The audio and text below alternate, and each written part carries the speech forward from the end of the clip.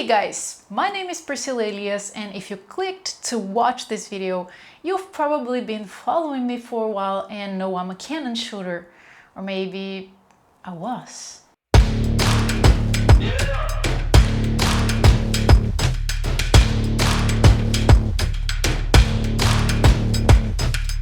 That's right, this is my new baby.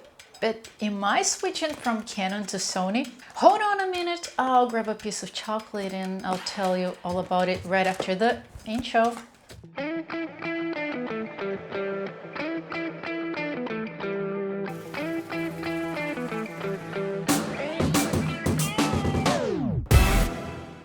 Well, I've been shooting Canon for, I don't know, ever since I started taking my first photos as an amateur photographer, maybe 12 years ago. The only time I shot another brand was about a year and a half ago when I was working as a product photographer for an e-commerce that had a Nikon at the studio. But I myself only had Canon. I shot with the Canon 60D, the T3i, the 80D, and I've been shooting with the 5D Mark IV for about 3 years now. When the Canon R5 came out, I was absolutely crazy about it. I so wanted one of those. I mean, 8K video, amazing image stabilization, outstanding autofocus for photo and video, among so many other features that makes the R5 a beast. But at the time it came out, I could not afford it. Time went by and the Sony A7S III came out. And not only that, along with both cameras, many reviews and also videos from many videographers I admire that shoot with both cameras were all around on the internet, and guess what? Comparing reviews, videos, and all I missed in my 5D Mark IV, I could not ignore the Sony. Both the R5 and the A7S III seem to be amazing cameras for sure. But there are two main things that made me buy this camera instead of the R5. One is the dynamic range and the second is the 240 frames per second. Not only these things actually, but maybe these were the main ones. I was very tempted by the R5 for its image stabilization and for the fact that I already own many Canon lenses. It's always easier and cheaper when you stick to one brand only. But the point is, up until today, I absolutely love the quality I get from my Canon 5D Mark IV for photos. The only thing that I did not like that much was its video features. And please don't get me wrong, the Canon 5D Mark IV can make beautiful videos, especially for videos like this where I'm just sitting and talking to you. It has a decent facial tracking, it shoots 4K and its videos are beautiful. But when I hit the streets with it, it's not a very practical camera for me. It does not have image stabilization, which makes it almost impossible to shoot in motion without a gimbal. It's a pretty heavy camera, especially if you consider shooting with a gimbal. It only shoots 24 frames per second in 4K and up to 60 frames per second in Full HD. And its dynamic range does not impress me either. Also, its autofocus for anything that is not a face is not very good. So as I usually work alone and I do everything by myself, when I shoot B-rolls of products, it's always a bit hard to get the focus right, and even with faces, it is not that fast for it to nail the focus. Now, when I started out this channel, I had not done a video in my entire life. I was a photographer only. I was not a videographer. And for photos, the Canon 5D Mark IV is still a beast to me. I'm still very impressed by the amazing photos it makes.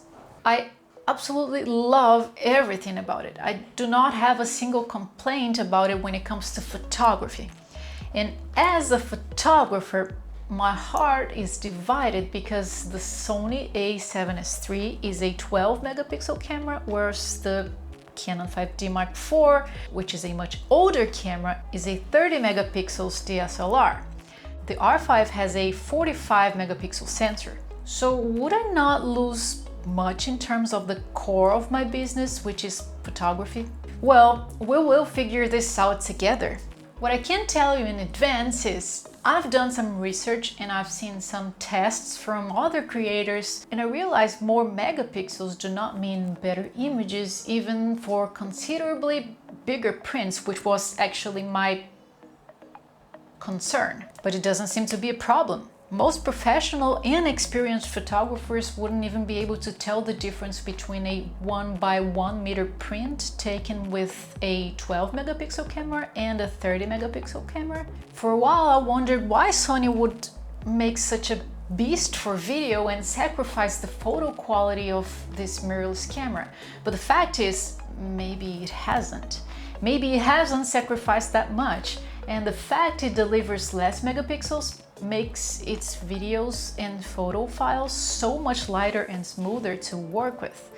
I do not have an M1 processor in my computer, and I will not be able to afford one after buying a camera this expensive at this moment of my career, unless my YouTube channel explodes in the next couple of days or something like that. So why would I buy an 8K camera such as the R5 with huge and heavy files that would hardly run on my computer when I could have amazing 4K videos running smoothly on my machine with the new Sony A7 III? Another point for Sony.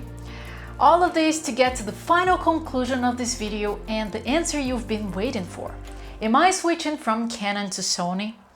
After all, as I said, I am mainly a photographer, or at least up until now I have been one. The answer is, for a first moment, no, not all the way. For this first moment, I intend to use my Sony A7S III mainly for videos and the Canon 5D Mark IV mainly for photos. But I will definitely test both cameras side by side for photos to see if the difference in megapixels will actually make much difference in terms of results, so I can make a final decision considering these results. And by the way, please let me know if this photo comparison is something that you'd like to see on this channel, because then I can share the results with you also. Not only that, I will also shoot Sony for a while, see how I adapt to it, and then I'll decide if I will stick to Sony only or if I'll keep Sony for video and Canon for photos. Honest opinion, I really hope Sony surprises me with the photos, because as I said, sticking to one brand ends up being much cheaper and more practical.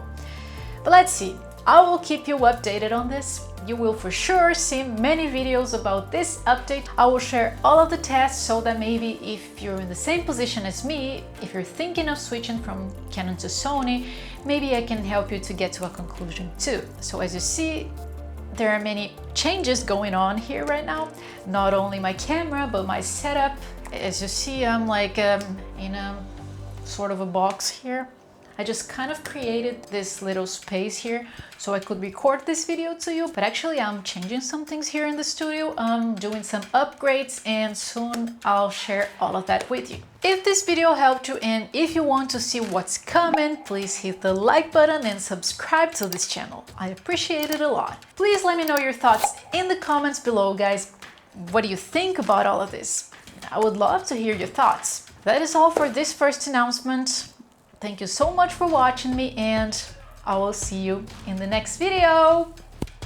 Ciao!